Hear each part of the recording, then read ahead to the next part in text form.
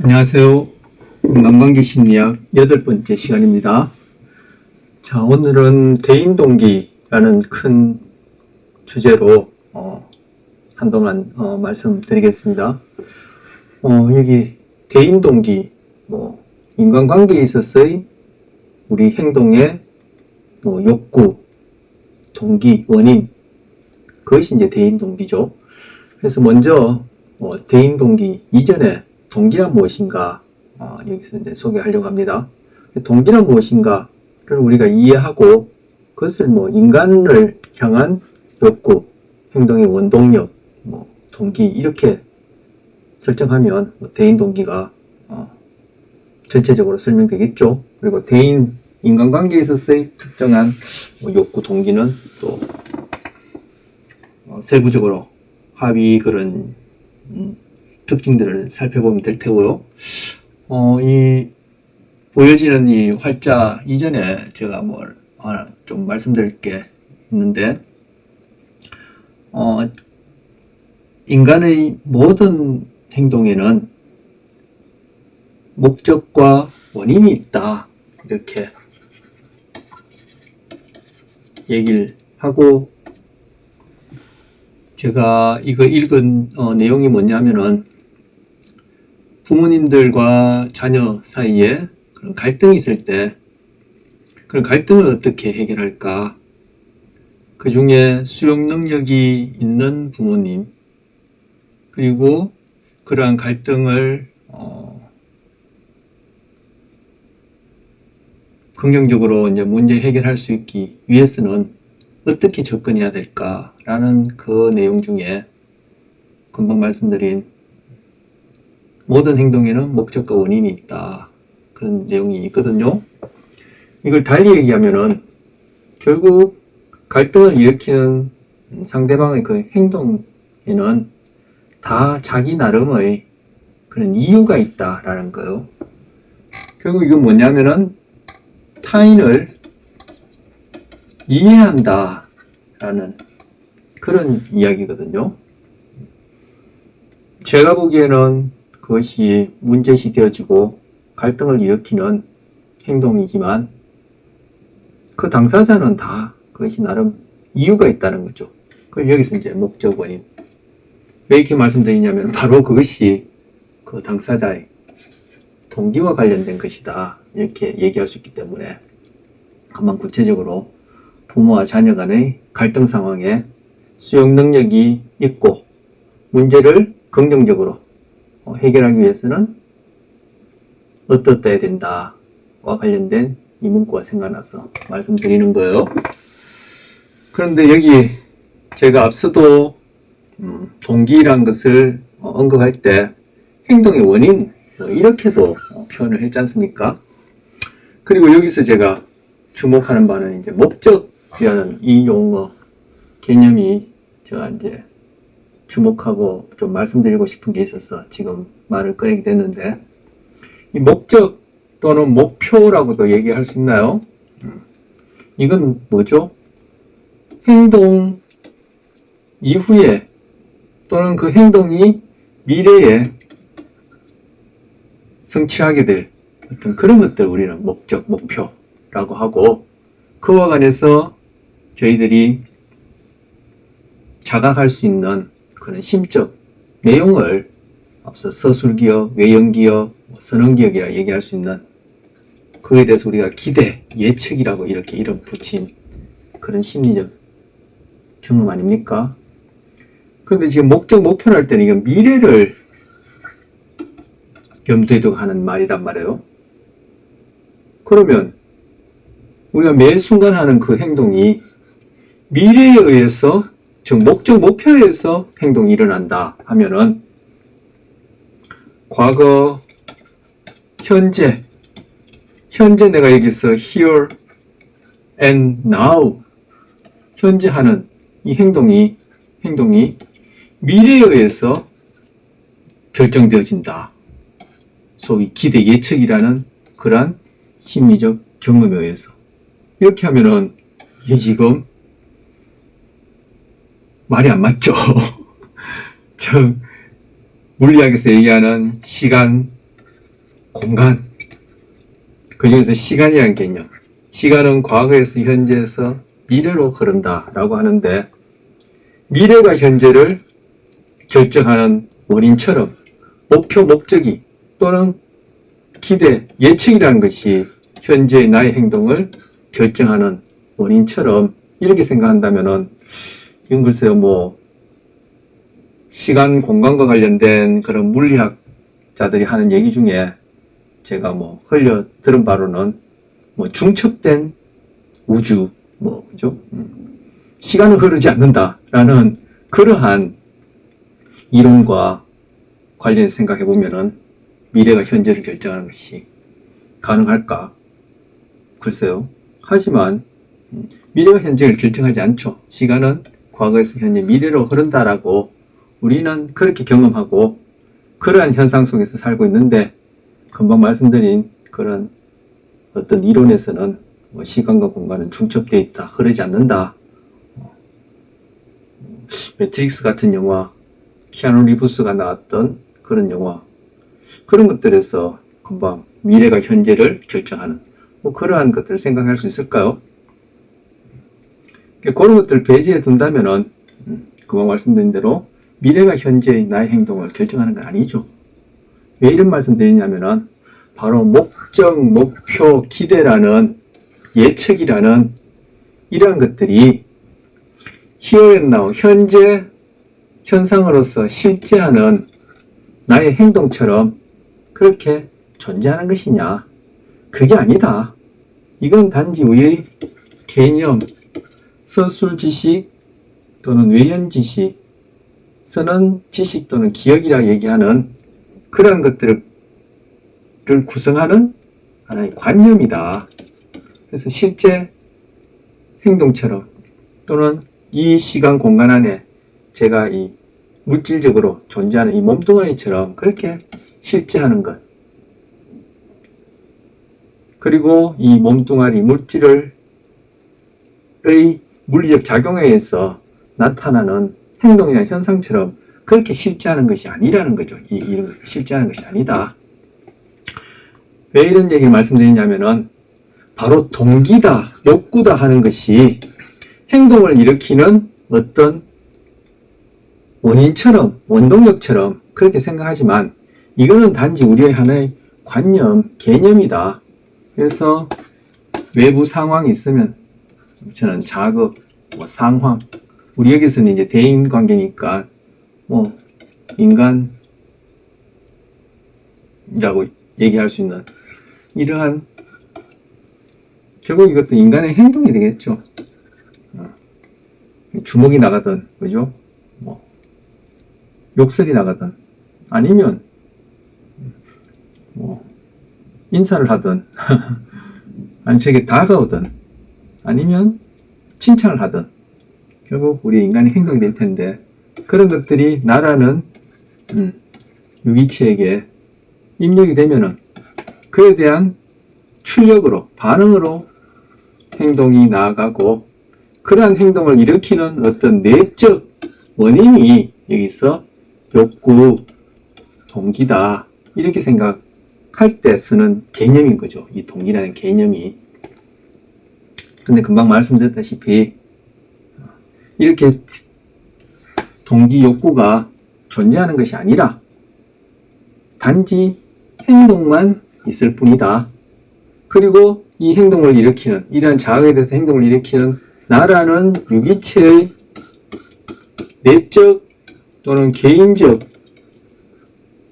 요소, 요인이라는 것은 달리하면 능동적이다라고 표현할 수 있고, 주관적이라고 표현할 수 있는 것은 소위 과학적 심리학이다 얘기할 때는 이것은 생물학에서 얘기하는 진화, 자연선택이라는 메커니즘을 통해서 진화의 산물로 우리에게 주어진 선천적인 그런 생물학적 조건, 그런 것들이 바로 비서술적 지식 또는 비서술적 기억, 암묵기억, 비선언 기억, 비선언적 지식, 이런 것들을 구성하는 것이죠.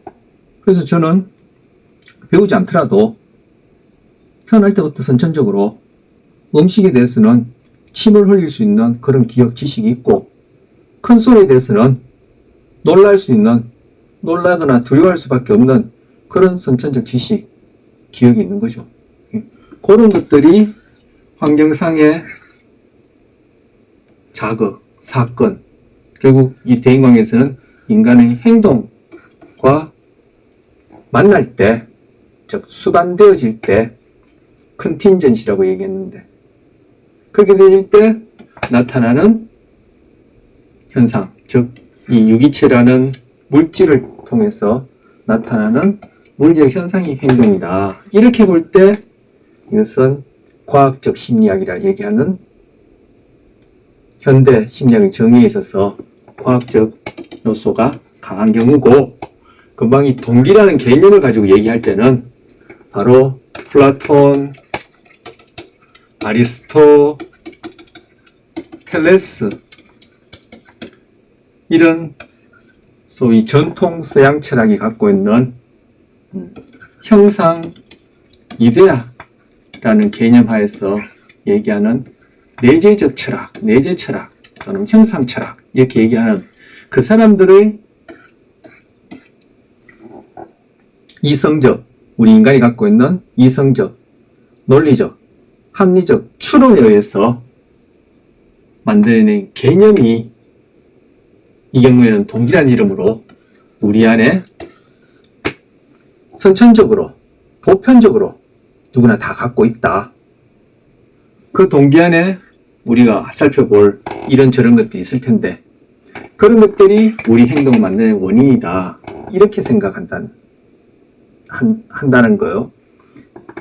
이런 소위 현대심리학이 강조하는 과학적인 그런 입장보다는 그런 서양 전통 철학이 얘기하는 형상, 이데아라는 그런 개념, 관념을 가지고 인간의 행동, 심리를 설명하는 그러한 입장에서는 바로 동기 욕구를 이렇게 선천적으로, 보편적으로 타고난 일단 심리적 요인으로 생각하고 그것이 행동의 원인이다. 이렇게 본다라는 거예요. 그래서 이런 식으로 보는 경우가 현대 심리학 안에서도 있고, 그런 경우를 플라톤적 심리학이다. 아니면 심리 철학에서 얘기하는 그런 측면의 요소를 갖고 있는 심리학 분야다. 이렇게 얘기할 수 있고, 제가 앞서 소위 과학적이다 얘기하는 그런 부분은 소위 현대생물학을 바탕으로 얘기해서 얘기하는 그 스트롱 사이언스, 이런 측면에서 얘기하는 심리학적 분야다. 그래서 과학적 심리학, 그리고 플라톤, 아리스토텔레스가 얘기하는 이러한 개념이 지금까지 이어져서 그러한 부분들을 중심으로 인간을 이해하는 경우를 철학적 심리학, 이렇게 크게 대별할 수 있는 것이 지금 현대 심리학을 구성하고 있는 그런 부분들입니다. 그래서 금방 제가 과학적 이런 요소를 강조하는 것이 바로 행동주의 심리학이다 해서 우리 앞서 인간관계의 성격 심리학적 접근 중에 행동주의 살펴봤었고, 그리고 이러한 철학적 심리학이다 얘기하는 그런 분야에서 얘기하는 이런 개념 관념을 가지고 그것이 결국 우리 인간 행동을 설명하는, 그리고 그런 개념 관념이 우리 유기체 내에, 특히 인간을 염두에 두고 얘기하는 거겠죠. 내에 보편적으로, 일반적으로, 선천적으로 있다. 이렇게 생각하고 그러한 개념 관념에 해당하는 내적 과정, 달리하면 정신적, 심리적 과정을 연구하는 뇌가 아니라 내적입니다. 안내자, 내적 과정. 그런 심리적 과정을 연구하는, 그럼 무의식적 과정이든 또는 의식화되어지는 과정이든 또는 의식적인 결과가 어떻게 생겨나는지, 그런 프로세스를 연구하는 것이 이제 이 행동주의와 좀 대립각을 세우고 있는 인지주의 심리학이 그런 속성이랄까요? 그런 특징을 띠죠. 그래서 여기서 대인 동기가 행동을 일으키는 어떤 원인, 목적 이렇게 얘기할 때는 바로 인지주의적 심리학, 즉 냄새가 나는 그러한 접근법에서 인간 이해다. 그래서 타인을 이해한다 얘기하면서 아까 모든 행동에는 목적이 원인이 있다 할 때 행동주의적 입장에서 보자면은 그 주변 입력에 대한 주변 상황과 그리고 그 행동 그리고 그 유기체가 지금까지 고전적 조건이나 도구적 조건에서 어떠한 경험을 했으며 그리고 선천적으로 어떠한 특징을 타고났는지를 이해한다 이렇게 얘기할 수 있고 지금 인지주의적 심리학적 입장에서 그 내적 과정 그 중에 지금 동기란 것이 어떠한 목적과 원인을 지녔느냐 어떠한 욕구를 지냈느냐 진연이었느냐 지니고 있느냐 이렇게 접근한다면은 인지주의적 심리학 아니면 우리 성격과 관련해서 죄송합니다. 인간관계와 관련해서 성격 심리학적 입장 중에 뭐 정신분석적 입장 이런 부분하고도 무관하지 않고 그리고 또 인본주의적 입장 이런 것하고도 무관하지 않고 그렇게 생각할 수 있겠죠. 그래서 인간을 너무 지저분해졌습니다만 제가 이제 마무리 정리하고 이제 지우고 요 활자 내용을 좀 소개해 드려야 될 텐데 인간을 블랙박스로 보지 않고 소위 능동적, 개인적, 주관적 그런 심리적 요소가 상황을 어떻게 해석 판단하고 행동하는지 이렇게 생각하는 입장에서 이제 동기 이런 개념을 쓰고요. 이런 내적 과정이 개인적 요소, 능동적 요소, 주관적 요소가 없다는 것이 아니라 이 내적 과정이 결국 이 환경과의 상호작용에서 고연 조건화, 도구적 조건화 되어지고 또 그 이전에 그런 학습 또는 지식, 기억을 형성할 수 있는 생물학적 조건 그를 고려한 가운데 우리 행동이 어떻게 획득되어지느냐 이렇게 접근하는 행동주의적 소위 심리학 내에서도 과학적 입장을 그렇게 강조하는 그런 접근에서는 이 동기라는 이런 개념 자체를 욕구라는 이런 개념 자체를 아예 사용하지 않죠. 자, 끝으로 서두가 많이 긴데 이 소위 이런 철학적인 냄새가 많이 나는 심리학, 현대 심리학 안에서도 상대적으로 그리고 소위 현대 심리학 안에서도 과학적, 소위 스트롱한 심리학 안에서는 스트롱한 사이언스다 얘기하는 그런 과학적 심리학에 있어서도 결국은 이 플라톤, 아리스토텔레스 그 계보를 잇는 이러한 내재 철학, 즉 형상, 이데아라는 그러한 것을 상대적으로 중요시 여기고 이걸 통해서 인간을 설명하려고 하는 것이나 과학을 통해서 소위 객관적인 과학적인 법칙을 찾고자 하는 것이나 결국 법칙을 찾는다는 것이나 어떤 관념, 개념상의 어떤 그런 보편, 근본, 본질, 실체를 찾고자 하는 것이나 결국은 같은 것이죠. 철학은 과학을, 과학은 철학을 서로 비판하기도 하고 서로 상보적으로 긍정적인 역할을 해야 된다고도 그렇게 얘기를 하고 한편으로는 적대시하기도 하지만 결국 근본, 본질, 실체의 형상, 이데아를 찾는 것이나 근본, 본질, 실체에 대한 법칙을 찾는 것이나 이 둘 다 결국 같은 거라 이렇게 볼 수 있는 것이죠. 철학과 과학이. 왜 그러냐? 바로 이 둘 다 서양 학문이기 때문에 서양 사람들이 갖고 있는 생각, 우리가 보여주는 행동, 그리고 우리가 갖고 있는 몸뚱이, 그리고 여기서 이 세상에 나타나는 현상, 이 물질적인 것은 다 변하는 것이고 가변적인 것이고 썩 없어지는 것이다. 그러면 도대체 진짜, 실체, 본질, 실제는 뭐냐? 그 이면에 있는 어떤 형상, 이데아, 일반 법칙, 보편 법칙, 불변의 어떤 것이다. 그것을 그 사람들은 진리라 생각하고 바로 이 심리학에도 지금 행동, 가변적인 것이고 상황 따라 이렇게 저렇게 변할 수 있는 것이고 하지만 이런 행동, 특정한 상황에서 그런 행동을 일으키는 우리 안에 어떤 소위 원인에 해당한 것이 무엇이냐 그렇게 접근하는 할 때 바로 동기라는 개념을 쓰게 되는 것이죠.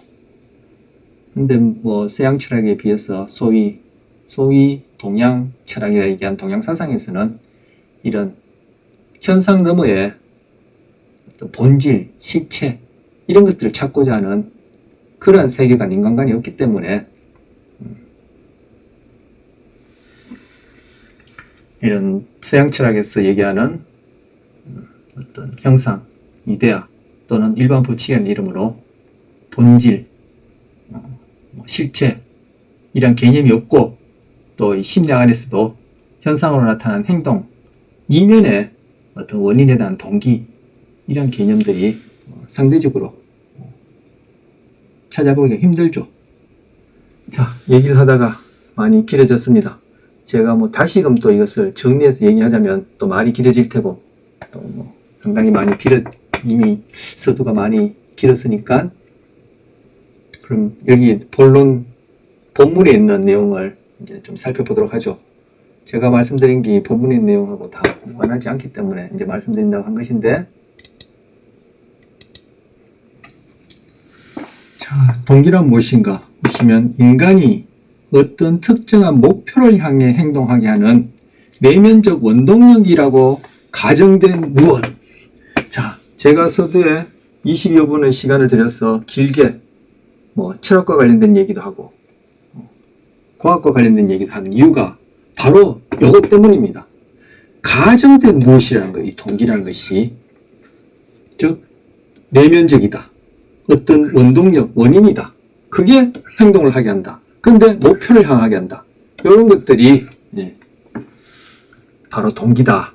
이렇게 개념 정의하는데 지금 목표를 향하게 한다. 이것도 아까 말씀드렸죠. 미래가 지금의 행동을 결정한다는 것은 우리의 어떤 서술 지식, 우리의 인간 인식의 어떤 속성과 관련된 것이지 과연 그렇게 생각해 볼 수 있겠느냐 라고 얘기를 하면서 지금 동기 개념이 아까 그런 철학적 심리학과 관련된 그런 냄새가 나는 것이다. 그렇게 얘기했던 거. 그런 측면에서 지금 동기란 무엇인가 할 때 이렇게 개념 정의를 하는 거죠. 만약 행동주의적 입장에서 개념 정의하자면 이렇게 개념 정의를 하지 않겠죠. 아예 동기라는 개념 자체를 사용하지 않으니까요. 동기에 해당하는 어떤 현상이 없다는 것이 아니라 그러한 유기체 내에 어떤 관념, 개념으로서 그런 것을 상정하고 거기에 해당하는 무언가를 내적 과정을 찾겠다. 거기에 해당하는 무언가를 찾겠다 하게 되면은 이거는 있지도 않은 것을 있다고 생각하고 그에 대한 실체, 본질을 찾겠다 하는 것은 곤란한 일이다. 그래서 타당성 없이 엉뚱한 것을 찾을 수 있다. 이렇게 생각하는 것이 행동주의이기 때문에 유기체를 블랙박스로 본다. 나라고 하면. 그래서 블랙박스로 본다. 라고 그렇게 상정한다, 전제한다고 말씀드렸는데 어쨌든 여기서는 동기를 이렇게 개념 정의합니다. 그런데 또 여기 금방 제가 블랙박스라 얘기한 것과 또 같은 맥락에서 제가 동기란 무엇인가 관련해서 현대 심리학에서 얘기한 개념들을 몇 가지 다 올려본 거예요. 그래서 우리가 동기가 무엇인지 무작정 암기할 것이 아니라 앞서 말씀드린 그런 배경하에서 우리가 이해할 때 현대 심리학이 인간을 이해하는 것과 소위 동기란 무엇인지 그 개념을 좀 더 타당성 있게 가질 수 있을 거라 싶어서 말씀드리고 소개하는데 이 두 번째가 뭐냐면은 사고 과정이 기획되지 않고 일어나는 인간의 행동을 설명해주는 것, 이것도 그죠. 해주는 무엇, 것인데 이게 지금 사고 과정이 기획되지 않는다는 거. 인간의 행동을 설명해준다 이렇게 생각합니다. 그래서 인간의 행동을 설명해 준다면 이게 이제 결국 인과성, 추론, 동기가 원인이고 행동이 결과다. 이런 의미가 될 테고, 사후과정이 개입되지 않는다 하는 것은 행동주의에서 얘기하는 생물학적 입장에서 보면은 우리의 비서술 지식으로서 선천적이든 후천적이든 행동을 일으키는 어떤 그런 비서술적 메커니즘, 기제를 얘기할 것이고, 이게 인지주의 심리학에서 얘기하는 그런 용어로 얘기하자면은 결국 행동을 일으키는 내적, 정신적, 심리적 과정인데, 그 과정이라는 것이 우리가 소위 의식적으로, 여기서 사고라는 것은 의식적인 또는 언어적인 또는 우리의 자각할 수 있는 그런 수준의 과정을 얘기를 하는 겁니다. 결국 비서술적인 어떤 체계, 메커니즘에 의해서 일어난다고 생각하면서 얘기하는 것이 요 정의가 되어지겠죠.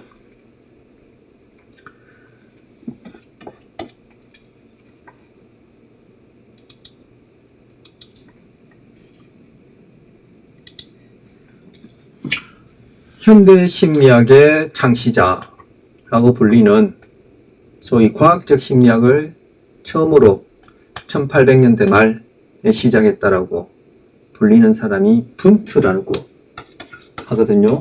아마 심리학을 접해보신 분, 개론을 들어보신 분은 분트라는 이름 들어보셨을 겁니다. 이 분트가 한 말 중에 우리 자아라는 현상은 무의식적 과정의 결과물이다. 즉 무의식적 과정에 의해서 구성된 것이다. 그때 이 자아라는 것이 서술지식으로서의 자아를 얘기한다고 저는 여기지고, 결국 서술지식은 그런 무의식적 과정의 산물로 생각한다. 이게 이제 분트의 생각인데, 저는 10분 공감하고 우리 서술지식, 비서술지식과 관련해서 또 이 말이 맞다라고 여기지고, 바로 여기 이 동기와 관련된 이 개념도 결국 소위 나, 자, 의식적인 나가 개입할 수 없는 그러한 비서술적 과정을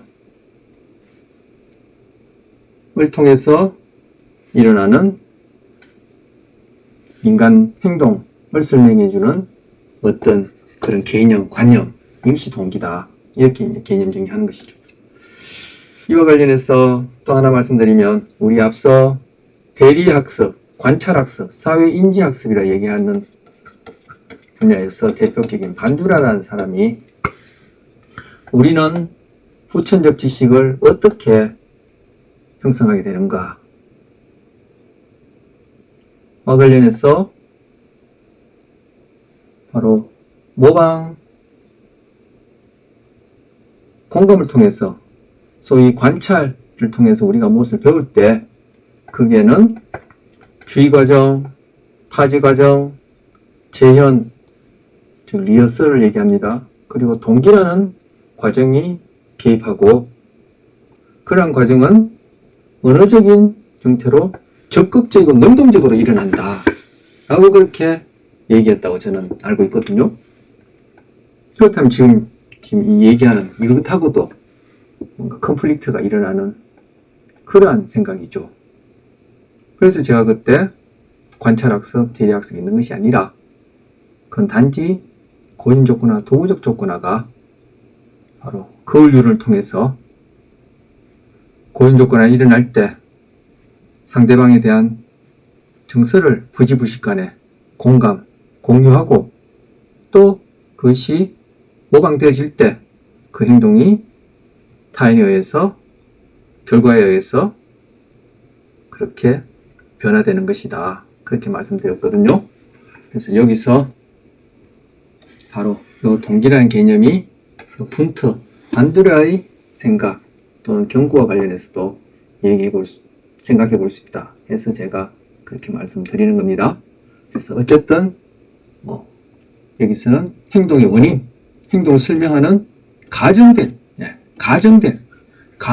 무엇, 이렇게 개념 정의하는 것이죠.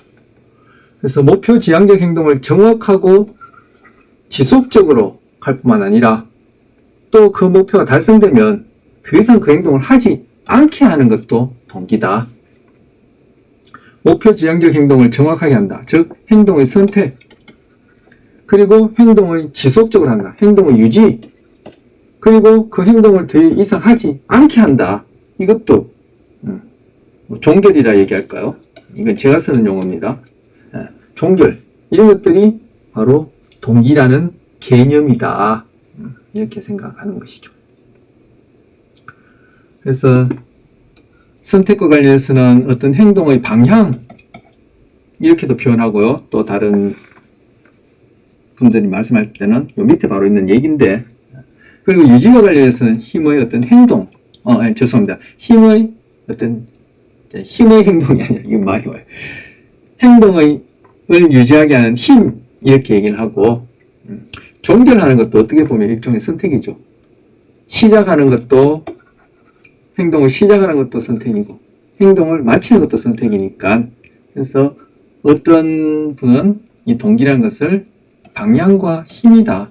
행동의 방향과 힘을 결정해 주는 것이 동기다. 이렇게 설명하는데, 그분들은 어떤 것을 염두에 두고 얘기하는 거죠? 바로 소위 과학적으로 개념을 좀 쓰고 싶은 거죠. 이거 다 물리학 용어 아닙니까? 방향과 힘. 그걸 우리가 쓰는 일상용어로 얘기하자면은, 우리는 어떤 여러 가지, 지금 이 순간에도 제가 할 수 있는 행동들은 뭐 한두 가지가 아니죠. 제가 몰라서 그렇지, 제가 선택할 수 있는 행동들을 세자면 이건 아마 무한일 거예요. 제 생각에는. 근데 그 중에 특정한 행동을 지금 한다. 선택. 그리고 그것을 계속 유지할 것이냐, 그만둘 것이냐, 그 유지. 그만둔다는 것도 일종의 선택. 그래서 행동을 선택하게 하고 유지하게 하는, 물리적으로 얘기하자면 행동의 방향과 힘과 관련된 것이 동기다. 이렇게 생각하는 것이 동기 개념이요. 여기 목표 달성을 위한 특정 행동의 방향을 결정하고, 목표 지향적 행동을 지속하게 해주는 추진력, 에너지를 제공하고, 이게 지금 힘, 이 에너지, 추진력, 이게 다 이제 물리적 그런 개념 용어 아닙니까? 그리고 목표 지향적 행동을 조절해주고, 이 조절해준다는 것이 바로 이제 종결할 것이냐, 계속 유지할 것이냐와 관련된 그런 얘기가 되는 거죠. 그래서 이걸 이제 동기라는 개념이다.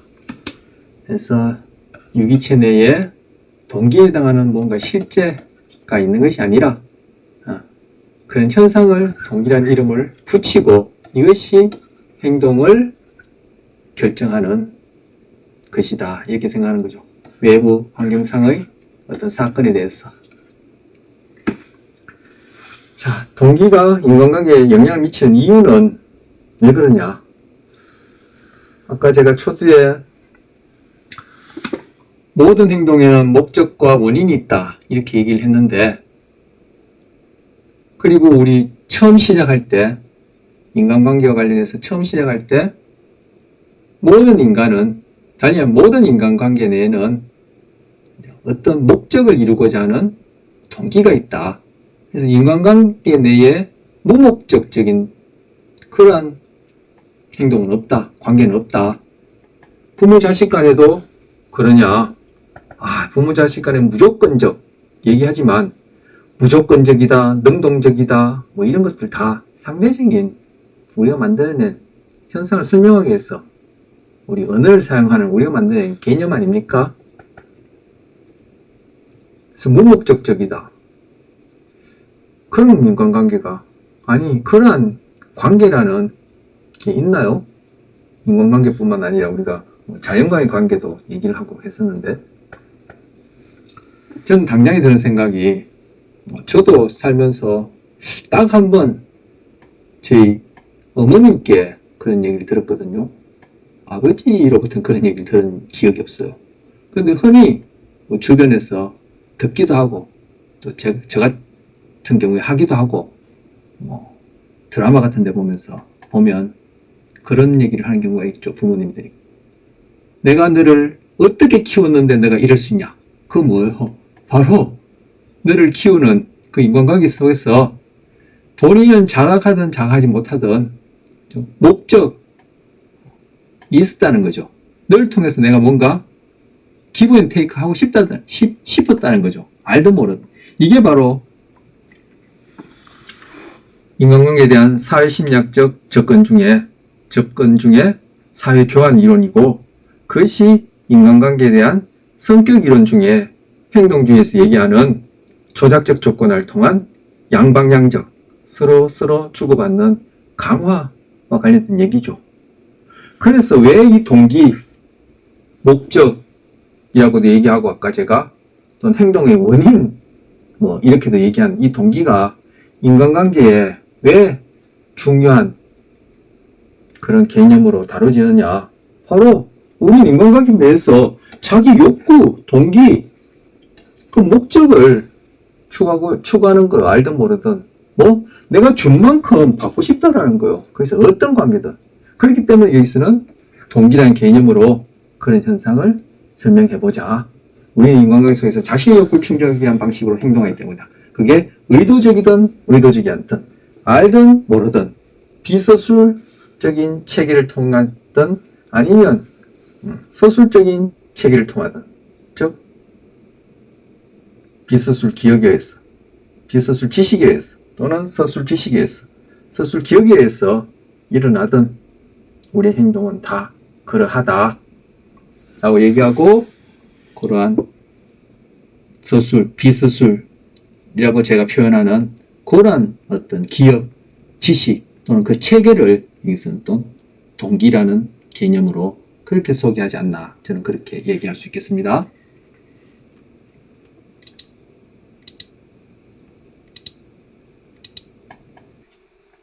자, 그럼 이러한 동기에는 지금 대인 동기 중에, 대인 동기는 인간관계에서의 나의 욕구가 될 테고, 이제 동기, 전반적인 동기에 대해서 알아본다 말씀드렸습니다. 그래서 인간으로 향하면 대인 동기가 되겠죠. 자, 동기의 분류, 원인에 따라 분류하고 먼저 분류해 보겠습니다.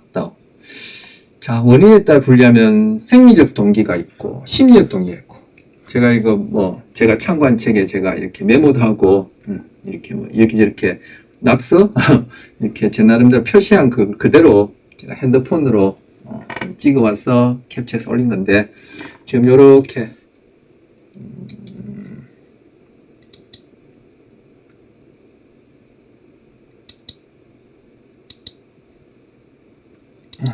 색깔을 좀 바꿔볼까요? 빨간색이 좀 지겨운 것 같기도 해서,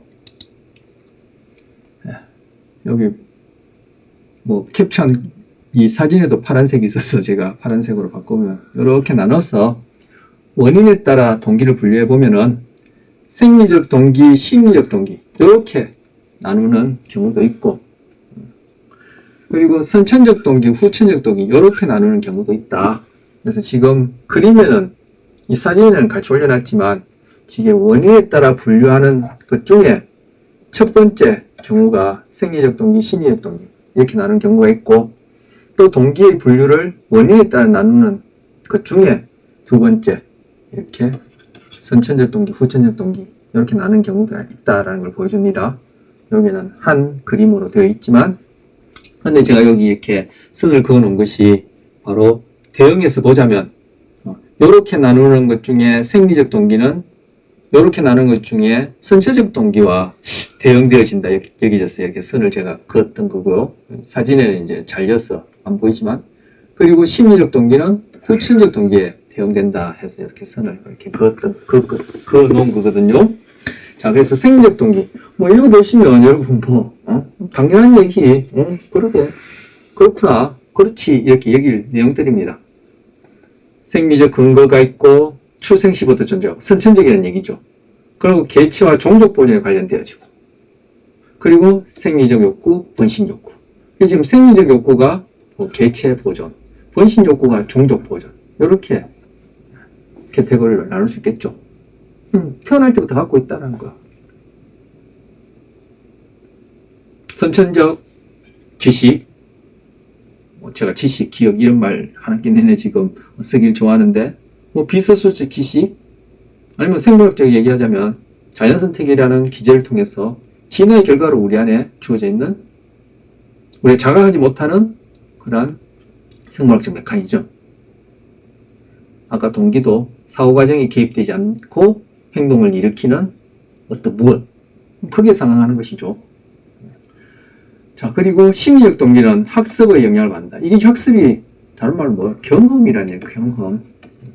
그것이 인간관계를 설명하는 성격 심리학에서의 정신분석학적이 되었던, 인본주의가 되었던, 행동주의가 되었던 후천적으로 경험하는 것을 얘기하는 거죠. 바로 학습의 영향이라는 것은. 개인차가 존재하죠. 여긴 개인차 존재하지 않습니까? 여기도 개인차 존재하죠. 같은 부모에서 태어나도 형제들마다 어떻게 한 배에서 태어났는데 너희는 어떻게 다르냐 얘기하는 것이 이제 개인차를 얘기하는데, 여기서는 이 개인차가 이런 후천적 경험, 즉 학습에 의해서 개인차가 더욱더 확장되는 거죠. 개인차가 더 증폭되어지는 거죠. 달리하면 다양성이 더 높아지는 거죠. 자, 개인차가 존재한다. 그렇죠. 한 집에 태어나도 첫째냐 둘째냐, 아들이냐 딸이냐, 그리고 결국은 부모님으로부터 주어지는 그런 양육이라는 이름의 상호작용, 인간관계가 똑같을 수는 없죠. 차별한다는 뜻이 아니라 누구는 더 예뻐하고 누구는 더 미워한다 이런 뜻이 아니라 똑같을 수는 없지 않습니까? 서양 철학의 변화를 중요시하는, 아까 제가 플라톤이나 아리스토텔레스 이런 사람들은 이데아, 형상 이런 개념을 가지고 내재 철학을 했다 또는 형상 철학을 했다라고 여기는 소위 서양의 그런 전통 철학, 이런 것들은 불변을 중요시해요. 그래서 실체, 본질, 불변의 진리 이런 것들을 찾고자 하는 사람이고, 반면에 이런 사람들의 그늘에 가려서 상대적으로 덜 알려졌다고 여기지는 서양 철학의 변화를 중요시하는 그러한 학파 사람들도 있었어요. 그 중에 헤라클레이토스라는 사람은 어떤 말을 했느냐, 경구 하나로 이 사람의 생각을 대신하자면 우리는 똑같은 강물에 두 번 발을 담글 수 없다 이런 얘기를 했단 말이에요. 그게 뭐예요? 우리의 후천적 경험은 그죠? 한 개체에 있었어도 두 번 다시 똑같은 경험을 하지 못하니까 개인 간에는 그 차이가 있을 수밖에 없죠. 똑같은 부모 밑에 똑같은 환경에서 자라더라도. 이게 개인차를 존재한다기보다는 개인차를 확대시킨다, 다양성을 높인다 이렇게 얘기할 수 있고, 일란성 쌍둥이의 경우에도 TNS의 환경조차도 그것이 동일하지 않다라는 그런 얘기를 하거든요. 구체적인 얘기는 생물학적 얘기라 제가 얘기는 할 수 없고, 하게 되면 또 이제 다른 부차적인 얘기가 너무 많이 길어지니까. 자, 동기 충족 방법도 개별적. 그렇죠. 그러니까 이것이 개별적이다, 달리면 주관적이다, 이걸 능동적이다 이렇게 표현하나요? 능동, 수동 이것도 상대적인 개념이죠. 절대 능동, 절대 수동이 있나요? 그래서 인본주의자 또는 인지주의 심리학은 능동적이고, 행동주의 심리학은 환경, 생물학적 조건, 나타낸 현상, 행동을 보기 때문에 수동적이다. 아니요, 거기에도 유기체 내에 능동적인 과정을 부정하는 게 아니죠. 바로 유기체 내의 능동적인 과정이라는 것이 바로 자연선택을 통해 진화의 결과로 타고난 유전적, 생물학적 조건, 그 자체가 이제 능동적인 거죠. 자, 어쨌든 개별적이다 얘기를 하다가 주관적이다 얘기하다 보면 이것이 우리 이제 능동이다, 자유의지다, 선택 이런 얘기를 하게 되는데, 왜 이것이 이렇게 개별적이냐? 이 동기, 심리적 동기가 바로 개인차, 다양성이 존재하고, 그런 수밖에 없는 것은 우리의 학습, 즉 후천적 경험이 이 헤라클레이토스가 얘기하는 것처럼 똑같은 개체도 두 번 다시 동일한 경험을 하지 못하니까 그렇다. 그래서 여기서 동기의 원인 관련해서 생리적 동기, 심리적 동기, 즉 선천적으로 탁월한 동기와 후천적으로 갖추게 되는 우리의 어떤 행동의 원인, 욕구라는 것이 이렇게 있는데, 이 생리적인 것조차도, 달리하면 생물학적으로 주어진 것조차도 이것이 그런 개인차, 즉 유전적인 그런 다양성을 보이는 거죠. 자, 생물학 얘기를 많이 했습니다만, 그 다음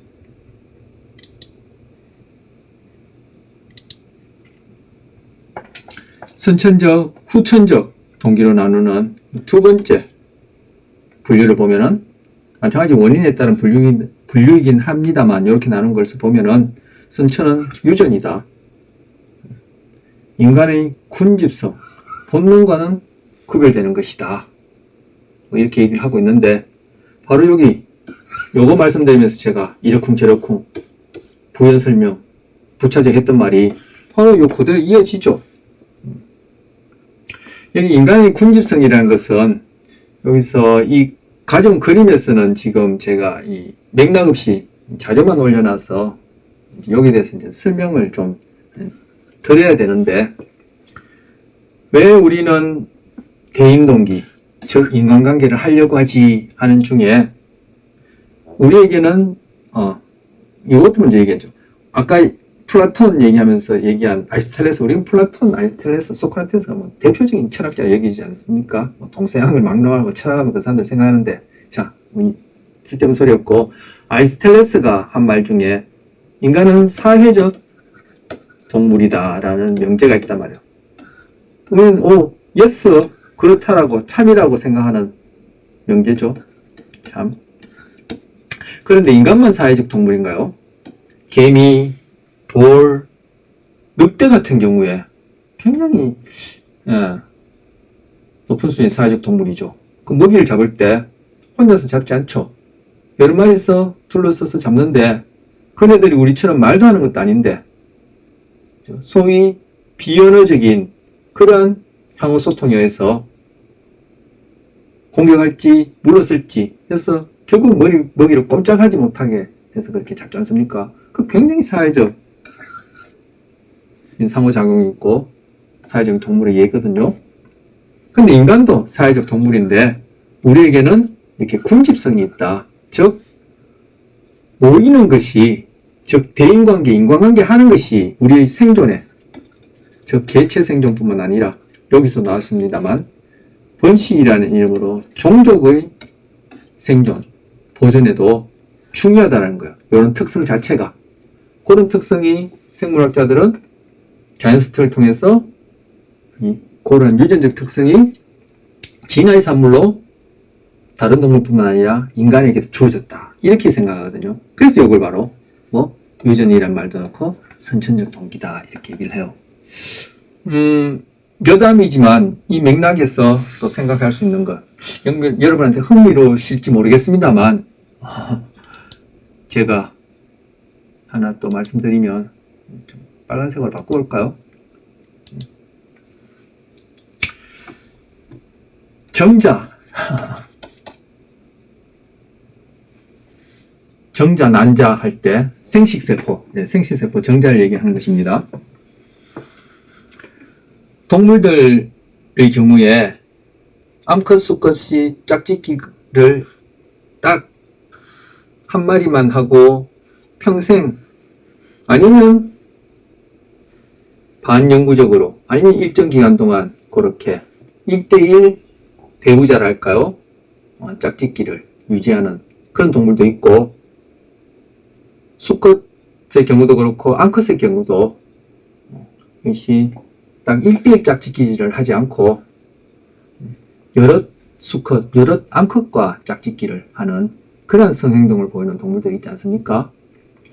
그래서 그렇게 1대1 짝짓기를 하지 않는 동물의 경우에 대표적으로 그런 인간과 비교해 볼 때 유전자가 99% 이상 유사하다고 여기지는 보노보나 침팬지와 같은 그러한 유인원들을 보면은 수컷의 경우에 고환이 몸에 비해서 상당히 크단 말이에요. 몸보다 크다는 얘기는 결코 아니고 그 신체 전체의 어떤 부피, 체적에 비해서 그 비율이 1대1 짝짓기를 하는 동물에 비해서 크단 말이에요. 그게 왜냐하면은 더 많은 생식세포를 만들어내려면은 더 큰 고환이 필요한 거죠. 바로 몸에 비해서 고환의 크기가 큰 그러한 유성생식을 하는 그런 동물 중에 또 1위가 침팬지예요. 침팬지가 1위고 그 비율을 따졌을 때 크기가 2위가 누구냐면 바로 인간이에요. 생물학적으로 보자면은 인간은 1대1 짝짓기를 근본적으로 하는 동물이 아니라는 거죠. 생물학적으로는. 그런데 우리의 문화가 바로 그런 1대1 짝짓기를 뭐랄까요, 조장하는 1대1 짝짓기를 함으로써 우리 인간 사회를 좀 더 건강하게 존속시킬 수 있는 그런 유기적인 조직으로 만드는 경우가 이제 인간이다. 근데 인간의 경우도 지금도 그렇지만 그 생존과 관련해서 특정한 그런 환경적 조건, 그리고 그로 인해서 상이한 문화권에서는 1대1 짝짓기가 아닌 다른 짝짓기, 즉 결혼 풍속이 그것이 더 적응적이고 당연시 여기는 그런 경우가 있거든요. 히말라야 쪽에 사는 어떤 그런 현재 또 어떤 부족들 보면은 같은 배에서 난 남자 형제들이 한 여자에게 장가가는 그런 경우가 있거든요. 왜 그런 문화가 거기에서는 정상적이고 우리처럼 1대1 결혼을 이상하게 여기냐 하면은 그 사람들이 먹고 사는 문제와 관련된 환경적 조건이 그런 문화를 만들었다는 것. 어쨌든 다시 돌아가서 인간이 두 번째로 이 고환의 크기가 몸에 비해서 큰데 왜 더 많은 정자를 만들어내기 위해서. 즉 이 말은 침팬지의 경우에 1대1 짝짓기를 하지 않는 침팬지의 경우에 한 암컷이 같은 시기에 여러 수컷들과 교미를 한단 말이에요. 그런데 그때 더 많은 정자를 만들어내는 수컷이 바로 그 암컷의 체내가 아니죠. 소위 이제 자궁이라는 것은 이제 몸 안이 아니라 몸 바깥이 안으로 그렇게 들어갔다 할까요? 함몰되어서 생식할 수 있는 그런 구조로 진화되었다 생각하는 것인데, 어쨌든 자궁 내에서 다른 정자들보다 난자와 수정할 가능성을 높이기 위해서 그렇게 더 많은 정자를, 그래서 더 큰 고환을 갖고 있다 얘기를 하거든요. 그래서 그렇게 일정 시기 동안 암컷이 여러 세 수컷과 그렇게 교미를 했을 때 그 각기 다른 수컷으로부터 사정된 그런 정자들을 보니까 같은 개체에게서 사정된 정자들은 끼리끼리 모이더라는 거예요. 즉 정자들 간에 분자적으로 서로를 인식할 수 있는 그러한 특성이 있어서 같은 수컷에게서 사정된 정자들은 끼리끼리 모이더라는 거예요. 이 얘기를 왜 하느냐, 우리가 지금 인간관계라는 사회적 그러한 큰 측면에서 볼 때는 인간의 군집성, 아리스토텔레스 인간은 사회적 동물, 그리고 우리는 인간관계를 통해서 서로 상호작용하면서 생존, 여기서 얘기하는 그 개체와 종족 보존을 하는 동기를 지녔다 하는데, 이게 더 하위 수준이랄까요? 미시적 수준이랄까요? 생물학적 수준에 보면은 세포 수준에서도 이렇게 군집성이 있더라는 거. 바로 이러한 특성이 지금 여기서는 심리적인 특성으로 우리는 군집성이라는 동기가 있기 때문에 인간관계를 하려는 그러한 동기 욕구가 있다. 이렇게 설명하는 것이 선천적 동기와 관련된, 동기의 원인과 관련된 그런 분류예요.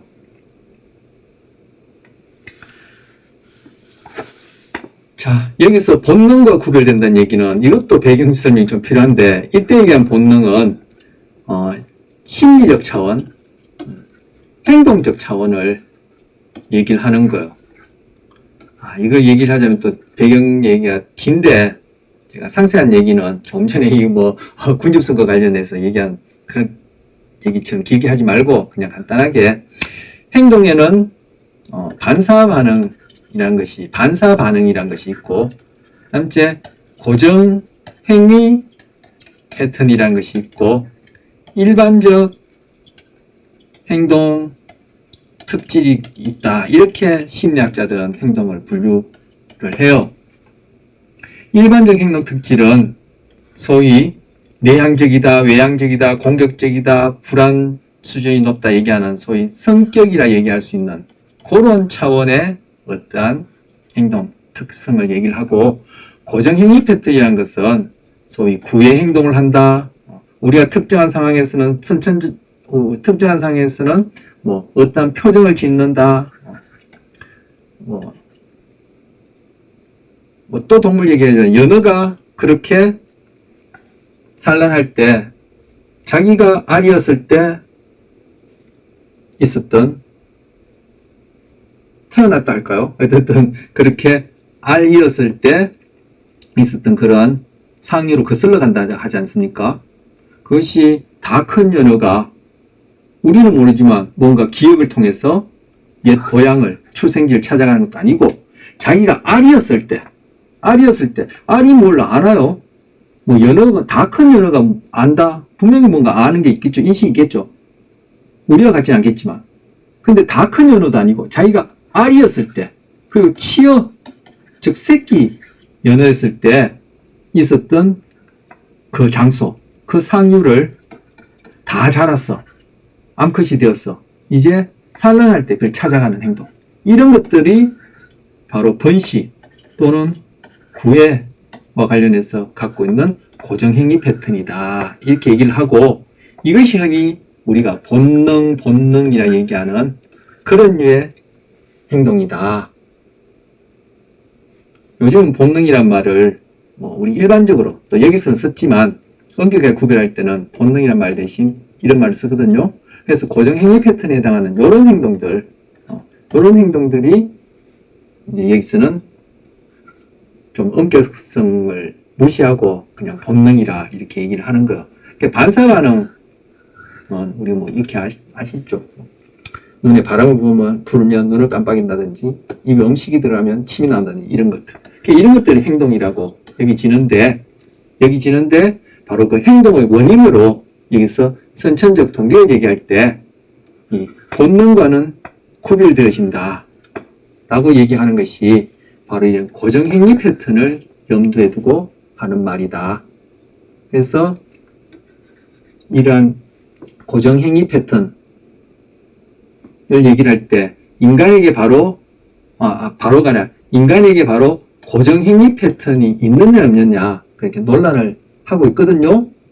자, 고정행위 패턴을 우리가 전문성이 좀 떨어지게, 엄격하지 않게 그냥 흔히 일반들이 말하고 생각하는 본능에 해당하는 것인데, 이 고정행위 패턴이 인간에게 있느냐 없느냐 그 논란을 하니까 여기서는 선천적으로, 유전적으로 타고난 그런 동기, 행동의 원인 중에 요 본능, 요과는 구별된다. 그런 의미에서 쓴 것이에요.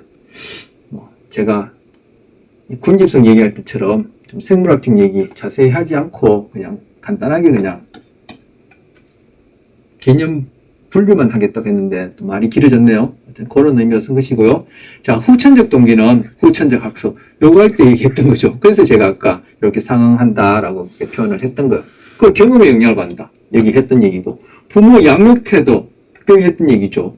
그리고 우리 앞서 인간관계에 대한 성격 심리학적 입장 중에 인본주의적 입장에서 프로이트, 볼비, 말러 이런 사람들이 얘기하는 그런 중에 초기 1차 양육자와의 인간관계, 즉 여기서는 부모 입장에서는 양육 태도가 되겠죠. 그것이 아동의 행동에 어떤 영향을 미치냐, 즉 우리 지금 이 맥락에서 성인 그때 이후 성인이 되어서까지 모든 인간관계에 어떤 영향을 미치느냐 그 얘기했죠.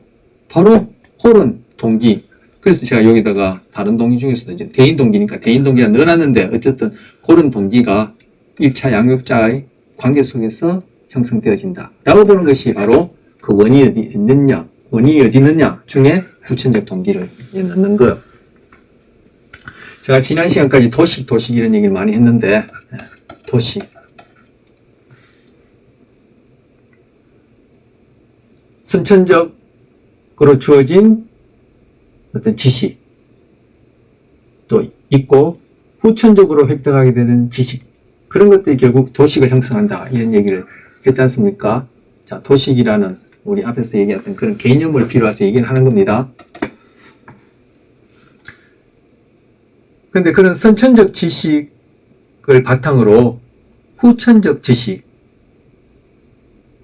즉 여기에는 동기와 관련된 어떠한 그러한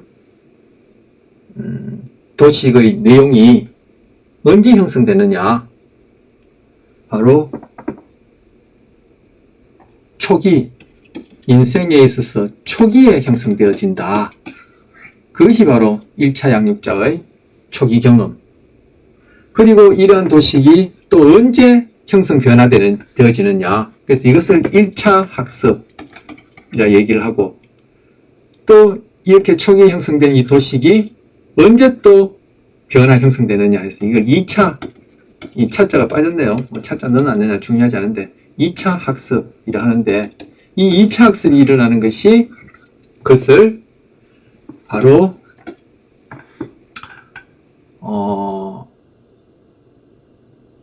제가 봤던 그 책에서는 무엇에 비유하냐면은 이 얘기가 맥락에 저는 이 얘기가 여러분 이해하시기 맥락에 맞게 여기 이해되실지 제가 좀 지금 염려스러운데 무엇에 비유하냐면은 토마스 쿤이라는 사람이 쓴 과학 혁명의 구조라는 책이 굉장히 유명하고 이 사람이 쓴 이 과학 혁명의 구조라는 책 속에서 쓴 말이 지금까지도 우리가 부지부식간에 쓰고 있는 유명한 말 패러다임이라는 용어예요. 패러다임이라는 용어가 이 책에서 이 사람이 처음 소개한 건데 우리가 패러다임 이런 말 많이 하지 않습니까? 그리고 제가 도식이라는 것은 뭐 세상을 이해하는 이론 가설 또는 인식의 틀 이렇게 표현돼 바로 패러다임하고도 유사한 그러한 용어인데 바로 도식이라는 것이 자, 이 패러다임 인식을 여기서는 과학과 관련된 것인데 과학을 하는 큰 인식의 틀 이게 패러다임이다 이렇게 이해하실 수 있는데 바로 이 패러다임 전환이 과학에서 일어나는 어떤 인식의 전환 혁명이다. 그래서 천동설을 주장하다가 지동설로 온 것 바로 패러다임 전환이다. 그리고 창조론을 주장하다가 진화론을 주장하는 것 이거 바로 과학에서의 패러다임 전환이다. 근데 그것이 뭐? 혁명이라는 거예요. 패러다임 전환이 혁명이라는 거예요. 자, 이거 왜 얘기하느냐? 이런 부모와의 1차 양육자 사이의 인간관계를 통해서 우리 인생 초기에 도식의 후천적 내용이 형성되어지는데 그 중에 지금 후천적 지식 또는 후천적 체계 중에 동기라는 얘기할 수 있는 그런 요소가 인생 초기에 만들어지는 것이 1차 학습, 즉 1차적인 부모와의 경험에서 이루어지고 이것이 또 변화 형성되는 새로운 그 변화되는 것이 바로 2차 학습이라 얘기를 하는데 그 2차 학습이 어떻게 이루어지느냐? 바로 1차 학습, 2차 학습이라는 이름으로 도식이 그리고 여기에 적용하자면 동기가 어떻게 이루어지느냐 얘기할 때 2차 학습은 패러다임 전환이다. 즉 혁명을 일어나야 된다. 이렇게 표현하는 거예요. 왜 이 얘기를 말씀드리냐면은 도식은 어떠하다라고 제가 그 속성을 소개할 때 도식의 변화는 대단히 큰 인지적 노력이 필요하다 말씀드렸죠.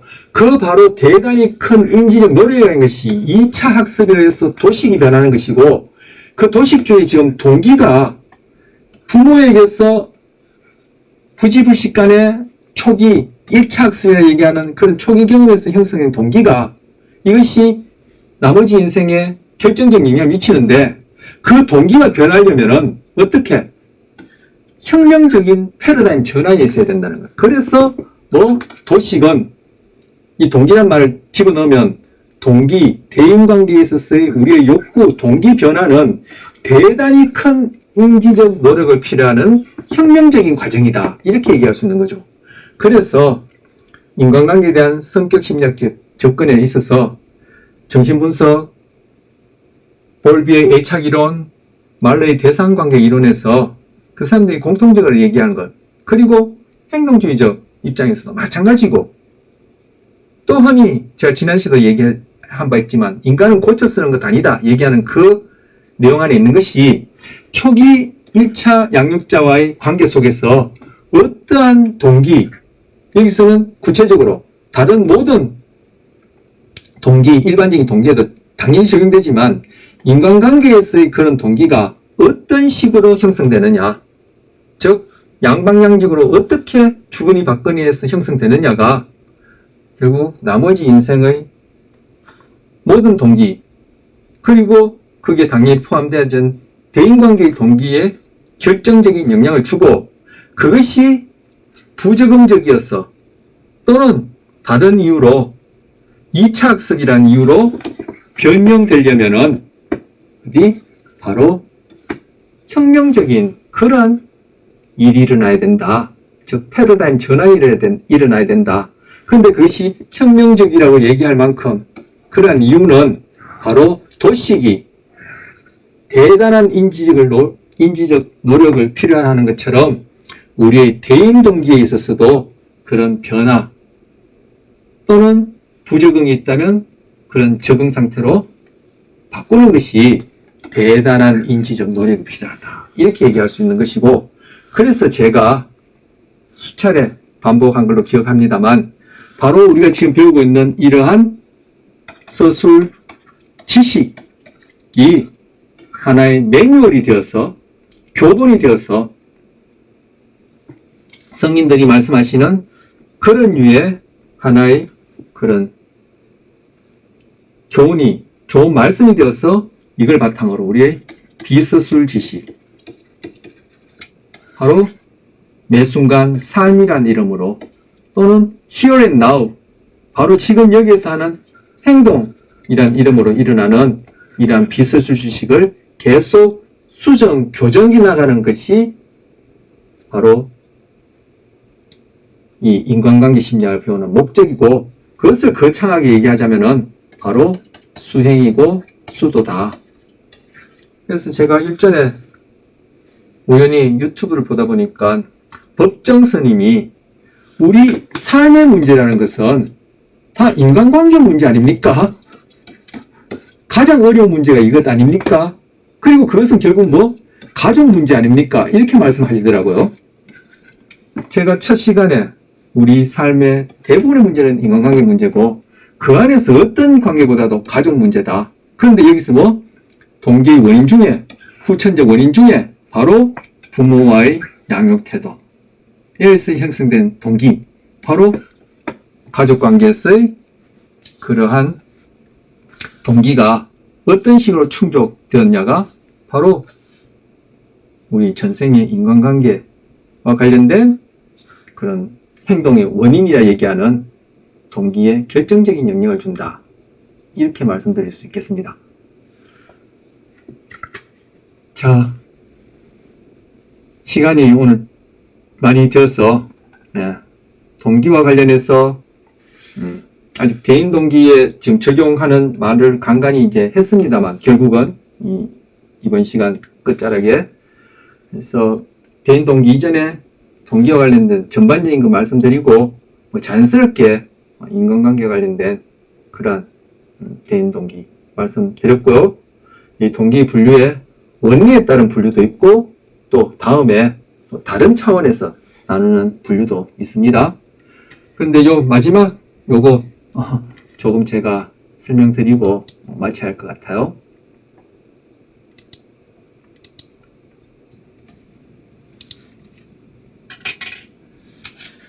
예. 여기 보면 따라서 대인 동기는 선천적 동기가 후천적 경험이었어.